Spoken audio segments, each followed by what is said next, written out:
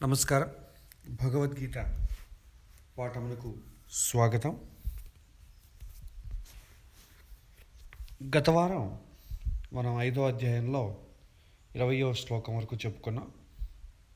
ఇవాళ 21వ శ్లోకాన్ని చెప్పుకుందాం. బాహ్యస్పర్శే శ్వసక్తాత్మ విందత్యాత్మని యత్సుఖం స బ్రహ్మయోగయుక్తాత్మ సుఖమక్షయమశ్నుతే అంటాడు భగవంతుడు. ప్రపంచంలో సుఖము కొరకు ఉన్నటువంటి సాధనాలు ఏవి అంటే 5 అని చెప్తారు. రూపము, రసము, గంధము, శబ్దము మరియు స్పర్శ. మనం దీని ద్వారానే సుఖాలను అనుభవిస్తాము. అంటే కళ్ళ ద్వారా రూపాన్ని చూస్తాం, ప్రపంచాన్ని చూస్తాం. నాలుక ద్వారా రసము, రుచిని చూస్తాం. ముక్కు ద్వారా గంధమును అంటే వాసనను పసిగడతాం. చెవుల ద్వారా శబ్ద సుఖాన్ని పొందుతాం. చర్మము ద్వారా స్పర్శ సుఖాన్ని పొందుతాం. ఈ 5 విషయాలు 5 ద్వారాల ద్వారా మనం లోపలికి తీసుకుంటాం. అంటే సుఖం అనుభవించేది ఈ 5 ద్వారాల ద్వారానే. వీటి ద్వారా సుఖాన్ని అనుభవించడం తప్పేమీ కాదు. కోరుకున్నటువంటి వస్తువు పొందడంలో చాలా ఆనందం ఉంది. అయితే దానికన్నా ముఖ్యమైనది దాన్ని వదులుకోవడంలో ఇంకా ఎక్కువ ఆనందం కలదు అని అంటాడు కృష్ణుడు. ఒకటి కావాలి అనడానికన్నా అది లేకపోయినా నేను ఉండగలను, అది నాకు అనవసరం అని అనడంలోనే చాలా ఆనందం ఉంది అంటాడు కృష్ణుడు. అది తెలిస్తే మనకు జీవితంలో ఒక ముఖ్యమైన విషయం తెలిసినట్టే. మన జీవన విధానం ఎలా ఉంటుంది అంటే రేపటి సుఖం కోసం ఇవాళ కష్టపడ్డాం. అయితే ఆ రేపటి రోజు అనేది ఎన్నటికీ రాదు. రేపు అనేది రేపుగానే మిగిలిపోతుంది. మరణించేంత వరకు కూడా రేపటి కొరకు కష్టపడ్డం మన జీవన విధానం కాకూడదు అంటాడు కృష్ణుడు. భగవంతుడిని పొందడంలో మహదానందం ఉంది, మరియు అది మనల్ని సదా సుఖముగా ఉంచుతుంది అనే సత్యము కృష్ణుడు ఇక్కడ వివరిస్తాడు. ఒకసారి మనం మన అంతరంగం యొక్క ఆత్మస్వరూపం యొక్క సుఖమును అనుభవించడం ప్రారంభించినట్లయితే బాహ్య సమాజంలో ఉండేటటువంటి సుఖమే కాదు అని తెలుస్తుంది. సుఖం అనేది మన లోపలే ఉంది, మనలోనే ఆనందం ఇమిడి ఉంది. అది బాహ్య సుఖం యొక్క త్యాగము చేయటం వలన చూడబోయేటటువంటి ఆనందము అని అంటాడు కృష్ణుడు. సుఖం లోపల ఉంది, బయట లేదు. ఎందుకంటే మనం ఏదైనా ఒక తీపి పదార్థం తిన్నామనుకోండి, ఒక మైసూర్ పాక్ తిన్నామనుకోండి. మైసూర్ పాక్ చూసాం, సుఖం కలగలేదు. చేత్తో పట్టుకున్నాం, సుఖం కలగలేదు. దానిని తీసుకొని నాలుక పైన వేసుకున్నాం. నాలుకపై వేసుకున్న తర్వాత అది లాలాజంత్రంతో కలిసి నీరై లోపలికి ఎడుతుంది. అప్పుడు ఏమవుతుంది? రసము అంటే మనం అందులో ఉన్నటువంటి సుఖాన్ని పసిగడతాం. సుఖము కలిగింది. సుఖము ఎప్పుడు కలుగుతుంది? కలిగేది లోపల. ఒకవేళ మైసూర్ పాకు బాగోలేదనుకోండి, మనస్సు ఇది బాగోలేదు అని అనుకోండి, ఇదేం బాగలేదని బయటపడేస్తాం. ఏదో ఒక వస్తువును తినడం కాదు కదా, వస్తువు తిన్న ద్వారా మనకు తృప్తి కలగాలి. అప్పుడు మనకు ఆనందం. అంటే ఆనందం ఉద్భవించేది ఎక్కడ? లోపల. నాలుక రుచి బాగుంది అని చెప్పాలంటే ఏం చేయాలి? మనకు వెనుకటికి ఎన్నోసార్లు మనం మైసూర్ పాక్ తిని ఉంటాం. ఆ తిని ఉన్నటువంటి రుచుల యొక్క గుర్తింపు అంటే గుర్తులు మన చిత్తంలో నిక్షిప్తమై ఉంటాయి. మనం ఎన్నిసార్లు తిన్నా కూడా ఆ టేస్ట్ని మనం గుర్తుపెట్టుకోగలం, కానీ వివరించలేమంతే. మనము తిన్న ప్రతిసారి కూడా మన చిత్తం ఏం చేస్తుంది? బుద్ధి, మనస్సు, చిత్తం ఇవన్నీ కూడా ఇప్పుడు తిన్నటువంటి వస్తువు యొక్క రుచి, వెనుక తిన్నటువంటి వచ్చినటువంటి రుచులు, వీటన్నిటినీ కూడా పోల్స్తుందన్నమాట, కంపేర్ చేస్తుంది. అప్పుడు ఏది బాగుంది, ఇప్పుడు మనం తిన్నది బాగుందా లేదా అని మనం చెప్పాలంటే ఇప్పుడు తిన్నటువంటి పదార్థాన్ని వెనుక తిన్నటువంటి రుచుల చేత పోల్చాలి. అప్పుడేమవుతుంది, ఇప్పుడు తిన్నది బాగుందా లేదని తెలుస్తుంది. అంటే వెనుక ఉన్నటువంటి రుచులన్నింటినీ కూడా నిక్షిప్తం చేసుకుని ఉండడం ద్వారా మనకు సంతోషం అనేదో దుఃఖం అనేదో కలుగుతుంది. అందుకే పెద్దలు అంటారు, మంచివారితోనే స్నేహం చేయి, మంచి విషయాలనే గ్రహించు అంటాం. ఎందుకంటే మంచి విషయాలు స్టోర్ చేసుకోబడింది అనుకోండి, ప్రతి ఒక్క విషయము దానికి సంబంధించిన వాటిని మంచి విషయాలతోనే పోలుస్తాం. అప్పుడు మనకు మంచి అనుభవం, సుఖం కలుగుతుంది. లేకపోతే చెడు విషయాలతో పోల్చామనుకోండి, చెడు అనుభవాలు కలుగుతాయి, తద్వారా దుఃఖం ఏర్పడుతుంది. అంటే మనం బయట నుంచి ఏ వస్తువు పంపిస్తున్నామా అని ముఖ్యం కాదు, సుఖం అనేది ఉద్భవించేది లోపల అనేది మనం ఇక్కడ గ్రహించాలి. మనకు మన లోపలి ఉన్నటువంటి ఆనందమును కొన్నిసార్లు అనుభవానికి వస్తుంది.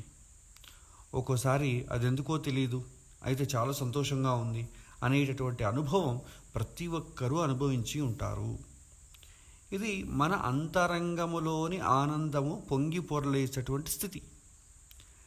ఈ ఆనందమును గుర్తించి దానిని అనుభవించడం నేర్చుకున్నాక బాహ్య సుఖము చాలా చిన్నదిగా కనిపిస్తుంది. ఏ విధంగా అయితే నిద్రలో మనం బాహ్య సుఖమును మనకు తెలియకుండానే అనుభవిస్తాము, అదేవిధంగా మెలకువలో కూడా ఆనందమును అనుభవించడం నేర్చుకోవాలి అని అంటాడు కృష్ణుడు. దీని ద్వారా బాహ్య సుఖము అవగాహన క్రమేణా దూరమవుతుంది. బయటి వస్తువుల నుంచి నాకు సుఖము కలుగుతోంది, బయటి వస్తువులే నాకు కావాలి, దానికోసం వెంపర్లాడడం అనేది క్రమేణా తగ్గిపోతుంది అని అంటాడు కృష్ణుడు. ఉపనిషత్తులో ఒక మాట చెప్తారు, బాహ్య సుఖమును త్యాగము చేయుట ద్వారా లోపలి ఆనందము అవగాహన కలుగుతుంది మరియు దీనిలో అమృతత్వము కలదు అంటారు ఉపనిషత్తులు. మనకు ఇది చాలా తత్వశాస్త్రం విషయం గురించి చాలా బాగా చెప్పబడింది. మనకు అనుభవంలోకి తీసుకుంటే వద్దు అనడంలో ఈ ఆనందం కావాలి అనడంలో ఉండదు. వద్దు అనడానికి పెద్ద సాహసం చేయనక్కర్లేదు, మనకు ప్రిపేర్ అయితే చాలు, ఎక్కువ కష్టపడాల్సిన అవసరం కూడా లేదు. కానీ కావాలి అనుకున్నాం అనుకోండి, దానికోసం ఎంతో శ్రమ పడాల్సి వస్తుంది. చాలా ప్రయత్నము, కమిట్మెంటు, సమయము, ఈ శక్తి అన్నీ కావాల్సి ఉంటుంది. కావాలి అనేది మనకు ఎల్లప్పుడూ సంకెళ్ళ వంటిది. కావాలి అనేది మనకు సమస్యల మాలను తెచ్చి ముందు పెడుతుంది. అన్ని బాహ్య కోరికలను వదులుకోవడంలో ఆనందం ఇమిడి ఉంది అని అంటాడు కృష్ణుడు. కోరికలు తక్కువైనంత మనిషి ఆనందంగా బ్రతుకుతాడు. కేవలం బాహ్య సుఖమును వదులుకోవడం మాత్రమే ఆనందం కాదండి, దానికి తోడుగా లోపలి ఆనందమును పట్టుకోవాలి అని అంటాడు కృష్ణుడు. అది అనంతమైనటువంటి ఆనందము. బ్రహ్మయోగ యుక్తాత్మ సుఖమక్షయమశ్నుతే అని అంటే భగవంతుడి ధ్యానమునందు లోపలి ఆనందపు అనుభవం కలుగుతుంది. దానిని ఒక సాధకుడు పొందుతాడు. అంతరంగంలోని భగవంతుడిని స్పర్శక తగిలి తద్వారా అనంతమైన సుఖమును సాధకుడు నిరంతరం అనుభవిస్తాడు. సుఖం అనేది మన లోపలే ఉంది. ఇదొక మానసిక స్థితి, అది వస్తుస్థితి కాదు. ఏదో ఒక వస్తువు పొందడంలోనో, వ్యక్తి పొందడంలోనో, ఒక విషయాన్ని తెలుసుకోవడంలోనో సుఖం కాదు. అది మనలోనే ఉద్భవించాలి. వస్తువే సుఖం ఇచ్చిందనుకోండి, ఒక వస్తువు అందరికీ సుఖం ఇవ్వాలి. మనకు పెళ్లి భోజనాలు పెడతారండి, ఒక లడ్డు చేస్తారు. లడ్డు అనేది నిజంగా తీపి పదార్థము, సుఖమునిచ్చే పదార్థమే అయితే ఆ లడ్డు అందరికీ సుఖాన్ని ఇవ్వాలి. కానీ అది కొందరు తింటారు, కొందరు తీపి ముట్టనండి, నాకు నచ్చదు అంటారు. కొందరు తీపి తింటారు. అంటే ఏంటి? తీపి నచ్చడం నచ్చకపోవడం అనేది మానసిక స్థితి, వస్తుస్థితి కాదు. ఇది మనం గుర్తుంచుకోవాలి. ఇదే విధంగా కొన్ని వస్తువులు కొంతమంది చాలా ఇష్టపడతారు, కొంతమంది ఆ వస్తువులు వద్దండి అంటారు. ఇది మానసిక స్థితి. సుఖాన్ని అందరూ కావాలంటారు, కష్టాన్ని వద్దు అంటారు. ఇది మానసిక స్థితి. మనము మనలోని సుఖమును గుర్తించకుండా బాహ్య సుఖమును వెంటపడి కష్టాలు తెచ్చుకుంటున్నాము అంటారు కృష్ణుడు. ప్రాచీన కాలంలో ఒక జానపద కథ ఒకటి ఉంది. దాన్ని పెద్దలు పాపం చెప్పేవారు.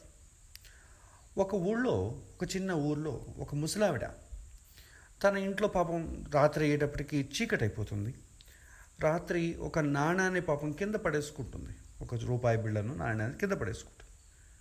అయితే ఆమె ఇంట్లో దీపం వెలిగించడానికి కావలసిన నూనె కూడా ఉండదు. ఆమె ఏం చేస్తుంది, ఆమె ఇంటి బయట వీధి దీపాన్ని చూసినటువంటి ముసలావిడ బయటికి వచ్చి తాను పోగొట్టుకున్నటువంటి నాణ్యాన్ని వీధి దీపం వెలుగులో వెతుకుతూ ఉంటుంది. నాణ్యం పడేసుకున్నది ఎక్కడ? ఇంట్లో చీకట్లో. వెతుకుతున్నది ఎక్కడ? బయట వెలుగుతుల్లో వెతుకుతుంది. ఎందుకు ఇలా వెతుకుతున్నావు అని ఒక వ్యక్తి అడిగితే, ఇంట్లో చీకటిగా ఉంది, వెలుగు లేదు, అయితే బయట వెలుగు ఉంది కదా, అందుకని ఇచ్చట వెతుకుతున్నాను అని సమాధానం ఇస్తుంది. మనమంతా కూడా ఇంతే. నిజంగా ఆనందం ఉండేది లోపల, అంతరంగంలో. అయితే మనం సుఖాన్ని వెతుకునేది ఎక్కడ? బయట ప్రపంచంలో, బయట ప్రపంచంలోని వ్యక్తులపైన, వస్తువులలోనూ మనం సుఖాన్ని వెతుక్కుంటున్నాం. నిజంగా ఏ వస్తువు నాకు సుఖం కలిగిస్తుంది చెప్పలేము. ఒకసారి సుఖము కలిగించినటువంటి వస్తువు ఇంకొకసారి సుఖము కలిగించదు. ఒకరికి సుఖము కలిగించినటువంటి వస్తువు ఇంకొకరికి సుఖము కలిగించదు. లడ్డు అందరికీ ఇష్టమా? చెప్పలేము. మనమే తీసుకోండి, మనమే తీసుకున్నా కూడా చిన్నప్పుడు చాక్లెట్ అంటే చాలా ఇష్టం అండి. కానీ స్కూల్కి వెళ్ళేటప్పుడు డబ్బు లేక అమ్మా నాన్నని అడిగితే వాళ్ళు ఇచ్చే తక్కువ డబ్బు ఇవ్వలేకపోవడము, మనం కొనుక్కోలేక సరదాలు తీర్చుకోలేని సందర్భాలు కూడా ఉంటాయి. కానీ ఇప్పుడు మన జేబు నిండా డబ్బు ఉందిగా, కానీ చాక్లెట్లు ఉన్నాయిగా, కానీ తినేటటువంటి ఆసక్తి, కోరిక ఉండదు. ఒకప్పుడు చాక్లెట్ చాలా ఆనందం ఇచ్చింది, ఇప్పుడు అదే చాక్లెట్ ఆనందం ఇవ్వదు. ఒకప్పుడు ఐస్ క్రీమ్ తెగ తినేవాళ్ళం, ఇప్పుడు ఐస్ క్రీమ్ ఉన్నా కూడా తినలేని స్థితి. కొంతమందికి కోరికలు ఉన్నా కూడా తినలేనటువంటి స్థితి ఉంటారు. తీపి చాలా ఇష్టమే, కానీ ఒంట్లో షుగర్ వచ్చిందనుకోండి ఇంకేం తింటాం. పాత చింతకాయ పచ్చడి చాలా ఇష్టం, కానీ బీపీ ఉంది, డాక్టర్ తినవద్దన్నాడు, ఏం చేయాలి? దేనికైనా కూడా మితి ఉంది. అందుకే సుఖము కలిగేది లోపల, బయట కాదు. బయటి వస్తువు వల్లనో, బయటి పదార్థాల వల్లనో, బయటి వ్యక్తుల వల్లనో, విషయాల వల్లనో సుఖము కలుగదు. మనం ఒక సుఖాన్ని ఇది ఎలా సుఖం కలుగుతోందని ఒక చిన్నగా మనం పరీక్షించుకున్నాం అనుకోండి, నిజంగా సుఖం కలిగేది ఎక్కడ అంటే మన లోపలే. వెనకటికి ఒకతను సొంత ఇల్లు కట్టుకోవాలి, బాగా ఇల్లు కట్టుకోవాలి, పక్కింటి వాడికన్నా పెద్ద ఇల్లు కట్టాలి అని ప్రయత్నించాడు. బాగా ఇల్లు కట్టుకున్నాడు, కానీ సుఖము కలుగుతోందా అంటే సుఖము కలగలేదు. ఎందుకంటే ఇంటి కోసం లోన్ చేశాడు, అప్పులు చేశాడు. భార్య, ఎలాగో కడుతున్నాం కదండి, మళ్ళీ మళ్ళీ ఏం ఇల్లు కడతాం, కట్టేదేదో కొద్దిగా బాగా కట్టేయండి, ఒకేసారి 2 ఫ్లోర్లు వేసేయండి, అద్దెైనా వస్తుంది, ఎలాగో వేస్తున్నాం కదా, గచ్చు వేయడం ఎందుకు, దాని టైల్సో గ్రానైట్సో వేయండి, ఎలాగో ఇంత పెద్ద ఇల్లు కట్టేసాం కదా, ఊళ్ళో వాళ్ళ 10 మందిని పిలిచి భోజనాలు పెట్టుకుందాం అన్నీ ఇలా చెప్పడం ద్వారా ఏమైంది, బడ్జెట్ బాగా పెరిగిపోయింది. ఎప్పుడైతే బడ్జెట్ పెరిగిందో మళ్ళీ దాన్ని కట్టాలి కదా, ఈఎంఐ కట్టాలి, నెల నెల పోతుంది, అప్పుల వాళ్ళు మీద పడతారు. ఇంకెక్కడుంది సుఖం? ఇల్లు సుఖం ఎక్కువ రోజులు మిగలదు. శరీరం సుఖంగా ఉండడానికి కావలసినటువంటి వస్తువులను ఇంట్లో అమర్చుకోవచ్చే కానీ ఆ వస్తువుల ద్వారా సుఖము కలుగుతుందని చెప్పలేము.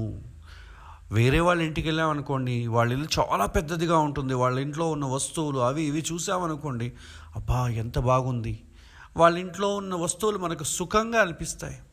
అదే వస్తువులు మన ఇంట్లో పెట్టుకున్నాం అనుకోండి, పెద్దగా అవసరం లేదు.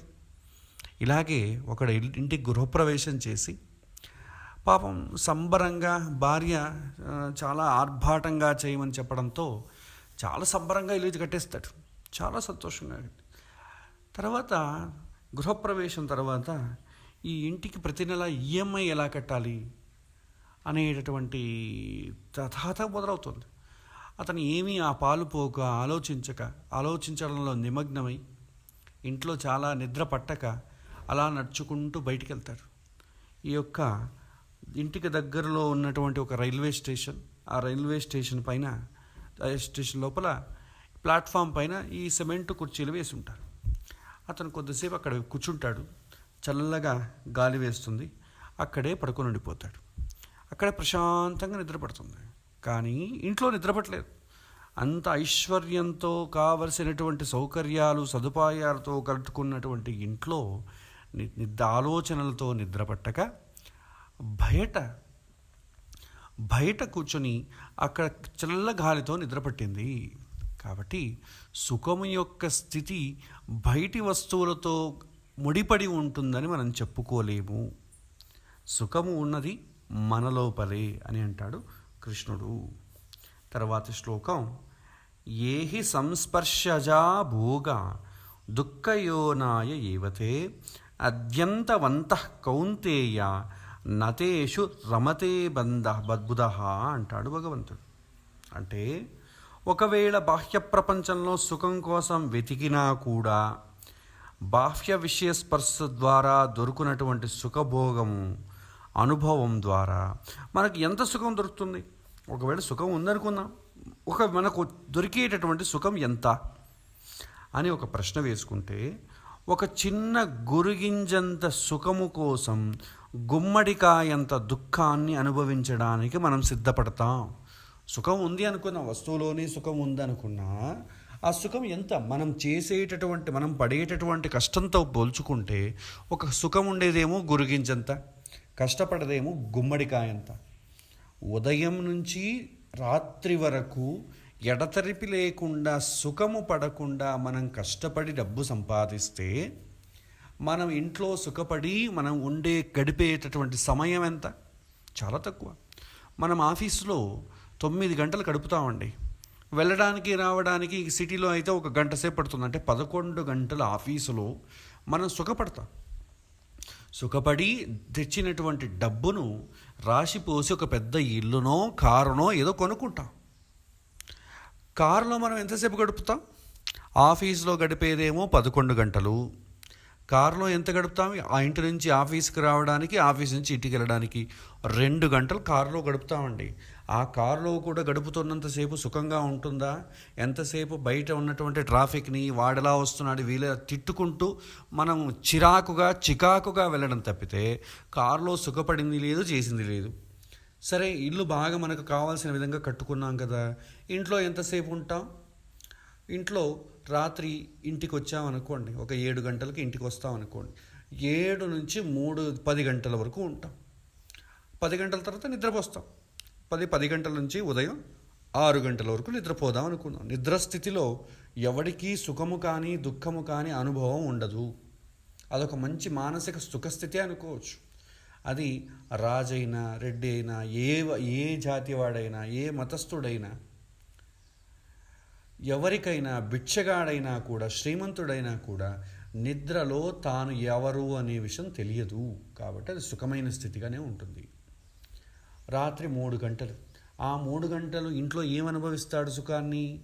ఇంట్లో ఉన్నటువంటి భార్యాభర్తల గొడవలు కానివ్వండి, ఆ ఇంట్లో కూడా ఆఫీసు చికాకులు, పిల్లలకు సంబంధించిన చికాకులు, వ్యవహారాలు, దీంతో గడిపి దుఃఖపడవలసిందే. తర్వాత ఉదయం 6 గంటలకు లేచాక మళ్ళీ ఒక మెషిన్ లాగా పరిగెత్తడం. ఇంట్లో ఎంతసేపు సుఖపడుతున్నాడు? సుఖపడలేదు. కాబట్టి ఎక్కువ కష్టపడదేమో ఆఫీసులో, సుఖపడదేమో చాలా తక్కువ ఇంట్లో. సుఖము అని అనుకుని కష్టపడ్డం, సుఖపడుతున్నాను అనుకోవడం ఒక మాయలో పడుతున్నాడు అంతే. అంటే చిన్న గురుగింజంత సుఖం కోసం గుమ్మడికాయంత కష్టాన్ని అనుభవించడానికి మనం సిద్ధపడుతున్నాం. ఇప్పటి అన్ని ప్రాపంచిక అపరాధాలకు ఇదే కారణమని అంటాడు కృష్ణుడు. క్షణిక సుఖం కోసం మొత్తం జీవితాన్నే పాడు చేసుకునే వారిని మన దైనందిక జీవనంలో చూస్తూ ఉంటాం. మనకు బాహ్యమునందు సుఖముగా కనిపించేది దుఃఖమును పొదిగేటటువంటి గుడ్డు అనేది సత్యాన్ని తెలియకుండా అదే సుఖము అని మనం వెంటపడతాం. ప్రతి ఒక్క బాహ్య సుఖము వెనుక దుఃఖం అనేటటువంటి కటిక చీకటి దాగి ఉందని తెలుసుకోవాలి. బాహ్య సుఖము, ఆనందము కేవలం ఎలా ఉంటుంది, ఒక మెరుపు వచ్చి వెళ్ళిపోయినంత ఉంటుంది. ఒక మెరుపు వచ్చింది అనేటట్టుగా అది ఎప్పుడో వెళ్ళిపోయి ఉంటుంది. వచ్చింది అన్నంత లోపల అది మాయమైపోతుంది. బాహ్య సుఖము కూడా అంతే. తెలిసిన వారు ఈ బాహ్య సుఖపు ఆశలలో జీవనం గడపరు. అది వచ్చింది అన్న లోపలికే ఎప్పుడో వెళ్ళిపోయి ఉంటుంది. మనం ఏదో ఒక సుఖమైన వస్తువు ఇంట్లో తెచ్చుకున్నప్పటికీ ఆ సుఖం ఎప్పుడో వెళ్ళిపోయి ఉంటుంది. ఆధ్యాత్మికత గురించి కొంతమంది చెప్పేది ఇదే. ఇప్పుడే ఎందుకు మనకి ఆధ్యాత్మిక జీవనం, అదంతా 60 ఏళ్ళు షష్టిపూర్తి తర్వాత చూసుకున్నామండి, రిటైర్మెంట్ తర్వాత ఎలాగో మనకు పాల్పోదు కదా, అప్పుడు చూసుకుందాం, ఇప్పటి నుంచి ఎందుకు, ఇప్పుడు సుఖపడ్డానికి, ఇప్పుడు 60 ఏళ్ళ తర్వాత సుఖపడ్డానికి కావలసినవన్నీ కూడా ఇప్పటి నుంచి మనం సంగ్రహించడానికి పూనుకుంటే అన్నీ సంగ్రహించుకొని 60 ఏళ్ళ తర్వాత మనం సంతోషంగా ఉండొచ్చు కదా. ప్రతి ఒక్కడికి సొంత ఇల్లు కల ఎందుకు, 60 ఏళ్ళ తర్వాత ప్రశాంతంగా ఇంట్లో ఉండొచ్చు కదా అని అనుకుంటారు. అది నోటి మాటే కానీ ఆచరణకు సాధ్యమైనవి చాలా తక్కువ. ఇక్కడ భగవంతుడు ఏమంటాడంటే, శక్నోతి హైవయ సోడుం ప్రాక్షరీ రవిమోక్షణాత్ కామక్రోద్భవం వేగం సయుక్త ససుఖీనరః అంటాడు భగవంతుడు. మన ఈ ప్రాపంచిక సుఖస్పర్శ అనేటటువంటి మోహనము జయించేది కూడా ఈ శరీరం ఉన్నప్పుడే. అనుభవించడం ఒకటే కాదు, జయించాలన్నా కూడా శరీరం కావాలి. విషయముల స్పర్శ ఉండేది దేహానికి, మరియు విషయాలను జయించుటకు సాధ్యమయ్యేది కూడా ఈ దేహము ఉన్నప్పుడే. తర్వాత కుదరదు. దేహం ఉన్నప్పుడే అంటే అర్థం ఏంటంటే దేహము గట్టిగా ఉన్నప్పుడు అని అర్థం. భగవంతుడు మనకు ఏది సరి అయినది, ఏది తప్పు అనేటటువంటి విషయమును గ్రహించుటకు బుద్ధిశక్తినిచ్చాడు. ఇలాంటి బుద్ధిశక్తిని ఉపయోగించుకొని శరీరము పడిపోయేలోపు ఇంద్రియ నిగ్రహము అభ్యాసము చేయాలి. ఇది వాయిదా వేస్తూ ఏదో ఒకరోజు సాధించే విషయం కాదు. దీనికి నిరంతరం సాధన అవసరం. ఈ దేహము గట్టిగా ఉన్నప్పుడే ఈ సాధన చెయ్యాలి. మనుష్యుడిని వేధించేటటువంటి ముఖ్యమైన సమస్య ఏమంటే కామము, క్రోధము. కామము అంటే కావాలి అనే కోరిక, క్రోధము అంటే దక్కనప్పుడు మనకు కలిగేటటువంటి స్థితి, కోపం. ఈ కామక్రోధముల వేగము మన అన్ని విధాలైనటువంటి వివేకమును తోసివేసి ముందు నిలిచేటటువంటి బలిష్టమైనటువంటి శక్తి కలవి ఈ కామక్రోధాలు. ఇది మన విషయాలను అధిగమించే లోపు దానిని మనం నియంత్రించాలి. ఎవరైతే ఈ కామక్రోధాలను నియంత్రిస్తారో వారు సయుక్త స సుఖీనరః అని అంటాడు కృష్ణుడు. ఎవరైతే కామక్రోధముల వెంటపడకుండా బాహ్యస్పర్శ సుఖమును నియంత్రించి అంతరంగం యొక్క అనుభవమునకు తనను తాను సిద్ధపరచుకుంటాడు, అతడు నిజమైన సుఖపురుషుడు అంటాడు. అందుకే శాస్త్రంలో అంటారు, శరీరమాద్యం కలు ధర్మ సాధనం అంటారు. సుఖం అనుభవించాలన్నా శరీరమే కావాలి. తరువాత మన ఇంద్రియాలకు అతీతమైనటువంటి సుఖాలను అనుభవించాలన్నా, ఆధ్యాత్మికంగా మనం సాధన చేయాలన్నా శరీరం ఉండాలి. ఇప్పుడు 60 ఏళ్ల తర్వాత చేసుకున్నాం అనుకున్నాం. 60 ఏళ్లలో ఏమవుతుంది, మనము ఈ 60 ఏళ్ల లోపల మన మనస్సును, బుద్ధును, ఇంద్రియాలను బాగా వాడేస్తుంటాం. వాడేసిన తర్వాత ఏమవుతుంది, తన యొక్క శక్తి తాను కోల్పోతుంది. ప్రతి ఒక్కరికి, ప్రతి ఒక్క ఆర్గానికి మన శరీరంలో ఎక్స్పైరీ డేట్ అనేది ఉంటుంది. అది కొన్నిసార్లు కొంత సమయమే పనిచేస్తుంది. చిన్నప్పుడు బాగా తల పనిచేస్తుందని చెప్పేసి వయసు అయినాక పనిచేస్తుందా? చిన్నప్పుడు బైహార్ట్ చేసేవాళ్ళం.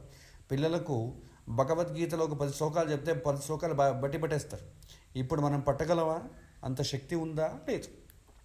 కాబట్టి 60 ఏళ్ల తర్వాత నేను సాధన చేసుకుంటానండి, ఆధ్యాత్మికం వైపు మరలుతానంటే అప్పుడు మన శరీరం యొక్క ఇంద్రియాలు సహకరించాలి కదా. ఎందుకంటే మనం మామూలుగా జీవించాలన్నా, సుఖపడాలన్నా, చదువుకోవాలన్నా శరీరం కావాలి. ఆధ్యాత్మికంగా వెళ్ళాలన్నా కూడా శరీరమే కావాలి, లేకపోతే మనం వెళ్ళలేం. 60 ఏళ్ల తర్వాత నేను చేసుకుంటాను, నా జీవితంలో నా గోల్స్ ఉన్నాయండి, ఆ గోల్స్ అన్నీ నేను నెరవేర్చుకున్న తర్వాతే నేను ఆధ్యాత్మికం వైపు వెళ్తానంటే, అది గోల్స్ అన్నీ నెరవేర్చుకుని ఆధ్యాత్మికం వైపు వెళ్ళాలి అనుకునేటప్పటికీ ఇంద్రియాలు, మన శరీరం డిగ్రేడ్ అయిపోయి ఉంటుంది, శక్తిని కోల్పోయి ఉంటుంది. అప్పుడు మనకేమర్థం అవుతుంది?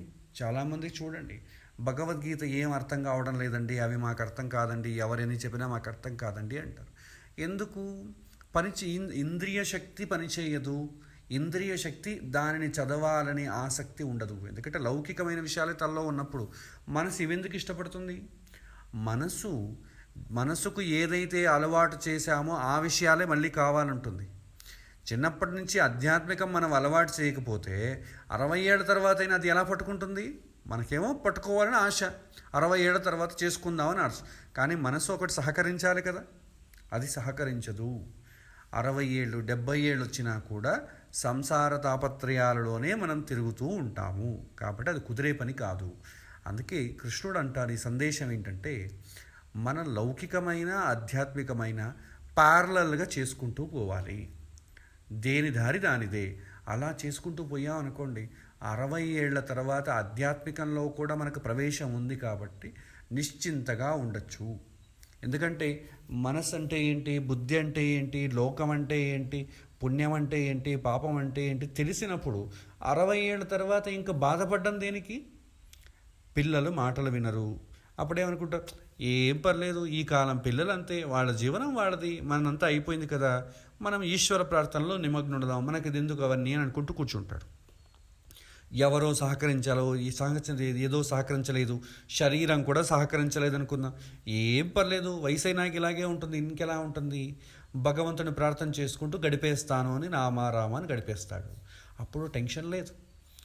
అదే 60 ఏళ్ల తర్వాత ఇంద్రియాలు, మనస్సు ఏది సహకరించలేదు, అప్పుడప్పుడే ఆధ్యాత్మికానికి వెళ్తున్నాం అనుకోండి, వెళ్ళడం సాధ్యపడదు.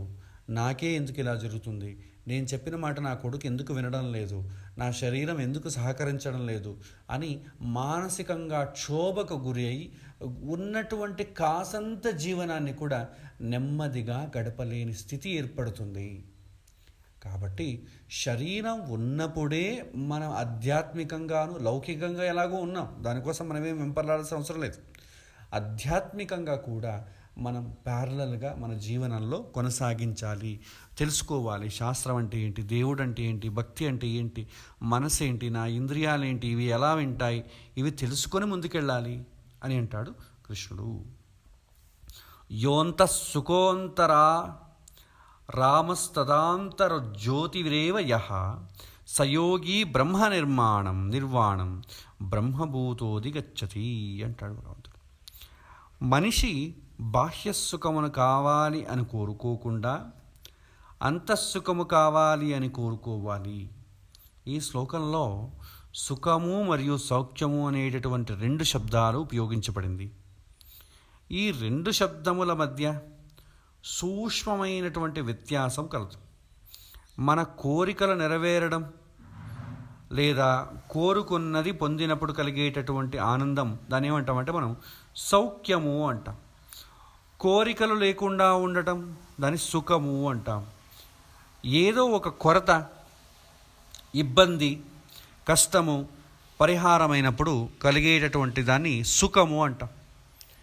ఇచ్చట కృష్ణుడు అంటాడు, అధ్యాత్మ యోగ సాధకుడు సాధన చేసి ఫలమును పొందినవాడు మానసికంగా భగవంతుని యందే నివసిస్తాడు అని అంటాడు. అతడు లోపల సౌఖ్యంగా ఉంటాడు అని అర్థం. సాధకుడు అంతరంగమునందు భగవంతుని చూస్తూ సౌఖ్యంగా ఉంటాడు. కామక్రోధములను వదిలి సుఖపడతాడు. తనలోనిటువంటి ఆ జ్యోతిని తెలుసుకొని తనలోని ఆ మహాజ్యోతి అయినటువంటి భగవంతుని చూసి భగవంతుని యందే నిలిచిపోతాడు అని అంటాడు కృష్ణుడు. తర్వాత శ్లోకం, లభంతే బ్రహ్మనిర్వాణ మృషయ క్షీణకల్మషా చిన్నద్వైదా యథాత్మాన సర్వభూత హితేరతా అంటాడు. తనలోనే ఉద్భవించేటటువంటి సందేహాన్ని, ద్వంద్వములను అధిగమించి నిలిచిన వారు నిజమైన సాధకులు. వీరు సదా తమ యొక్క మనస్సును అంతరంగమునందే నిలిపి ఉంటారు. వీరి కొరకే సుఖము, వీరు కోరుకునేటటువంటి సుఖము అంతరంగము సుఖము, బాహ్య సుఖము వెంటపడరు. అన్ని జీవులు సౌఖ్యములను కోరుకుంటూ సదా నిత్యస్వరూపమైనటువంటి భగవంతుని అందే నిలిచి భగవంతుడినే చేరుకుంటాడు అని అంటాడు కృష్ణుడు. తర్వాత శ్లోకం, కామక్రోధ వియుక్తానాం యతీనాం యతచేతసాం అభితో బ్రహ్మనిర్వాణం వర్తతే విదితాత్మనం అంటాడు కృష్ణుడు. కామక్రోధాలను సంపూర్ణంగా నియంత్రించి పూర్ణంగా ఇంద్రియ నిగ్రహం సాధించిన వారు అన్ని చోట్ల, అన్ని జీవజాతముల్లో కూడా భగవంతుడినే జీవజాతముల్లోనూ భగవంతుడినే చూస్తాడు, కనిపిస్తాడు భగవంతుడు. వీరు ఎలాంటి ఐహిక క్లేశము, కష్టము వీరికి ఉండదు. వీరి మనస్సులో సర్వాంతర్యామి అయిన నిత్యస్వరూపుడైన భగవంతుడినే నిలిపి ఉంటారు. బాహ్యసుఖం ద్వారా అంతరంగపు స్వరూపభూతమైనటువంటి సహజ సుఖం వైపు మరలేటి సందేశమునకు ఇచ్చినటువంటి కృష్ణుడు దానికి అనుబంధమైన, దీన్ని ఎలా సాధించాలి ఈ స్థితిని అనేటటువంటి దానికి ధ్యానము గురించి సంక్షిప్తంగా ఈ శ్లోకంలో చెప్తాడు. వీటన్నిటిని ఎలా సాధించాలండి అన్నాం అనుకోండి, దానికి ఎలా సాధించాలంటే ధ్యానం ద్వారా సాధించాలి. తర్వాత మనకు 6వ అధ్యాయం ధ్యానయోగం కాబట్టి దానికి అనుబంధమైనటువంటి విషయాన్ని ఇక్కడ భగవంతుడు తెలియజేసి మనకు వివరిస్తాడు. స్పర్శాన్ వృతా బహిర్బాహ్యాం చక్షుశ్చైవాంతరే భ్రువోః ప్రాణాపానౌ సమోకృత్స్వ నాసాభ్యంతరచారిణౌ అంటాడు. యతేంద్రియ మనోబుద్ధిర్ మునిర్మోక్ష పరాయణ విగతేచ్ఛా భయక్రోధో యస్ సదా ముక్త ఏవ సహా అంటాడు భగవంతుడు. అంటే మనం మన మనస్సును నియంత్రించాలంటే మొదటిగా మన ఇంద్రియాలను బయటి ప్రపంచంలో సంచరించడాన్ని క్రమేణా నియంత్రించాలి, ఆపాలి.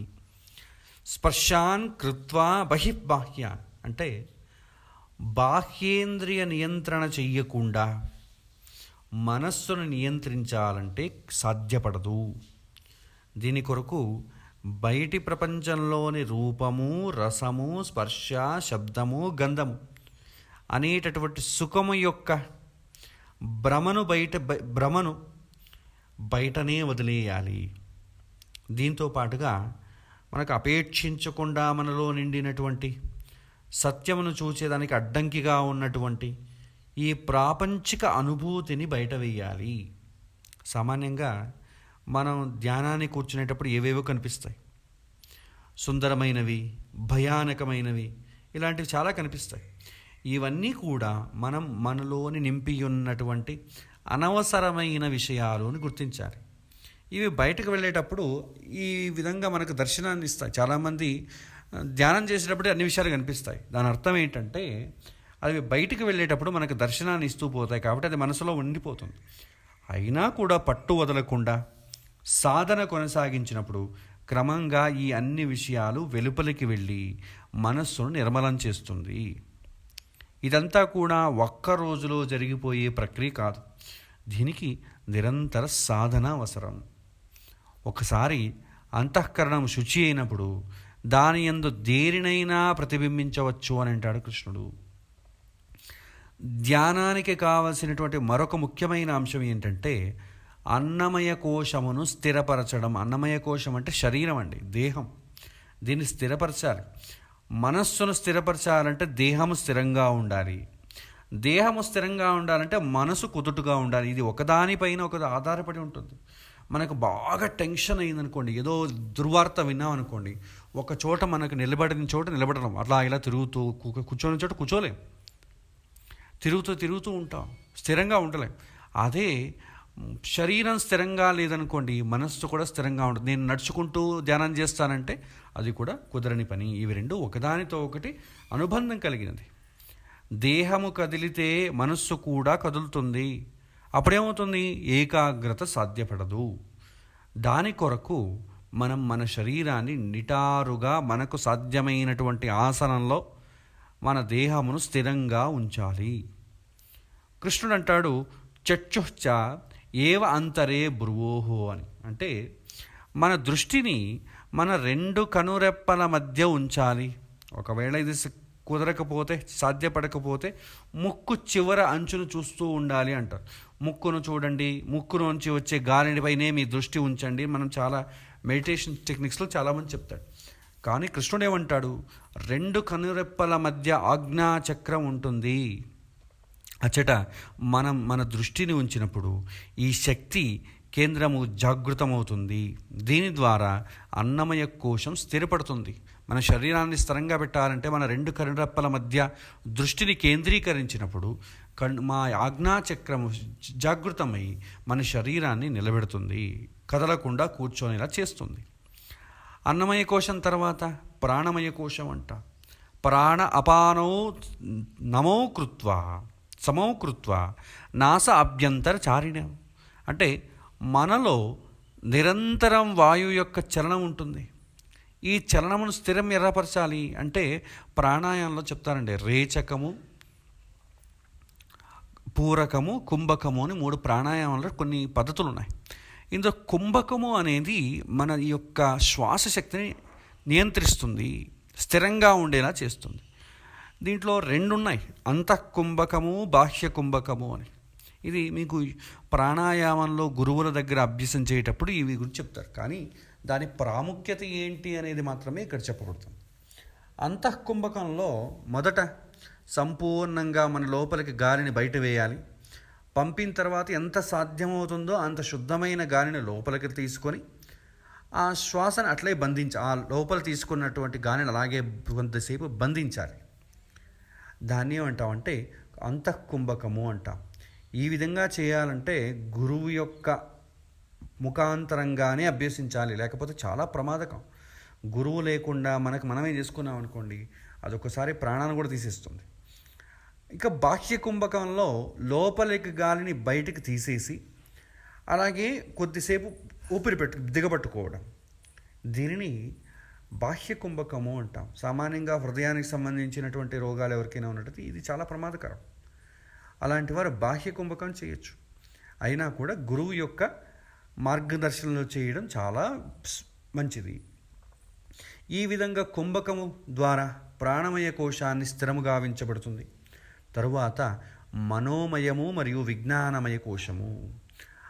మన మనస్సు చాలా చంచలమైంది, అది ఒకచోట నిలబడదు. దానిని స్థిరపరచాలి.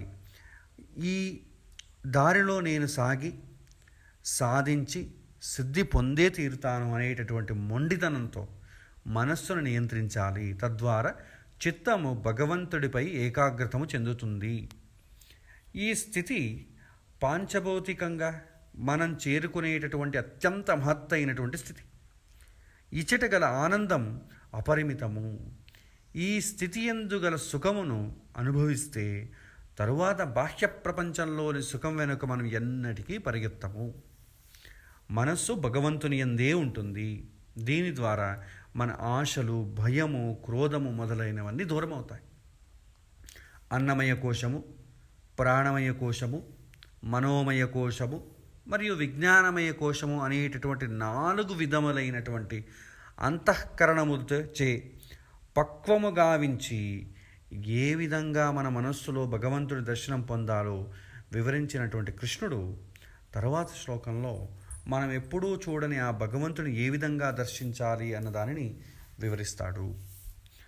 భోక్తారం యజ్ఞ తపసాం సర్వలోక మహేశ్వరం సుహృదం సర్వభూతాన జ్ఞాత్వా మాం శాంతిముచ్చతి అంటాడు భగవంతుడు. ఒక్క నిమిషం.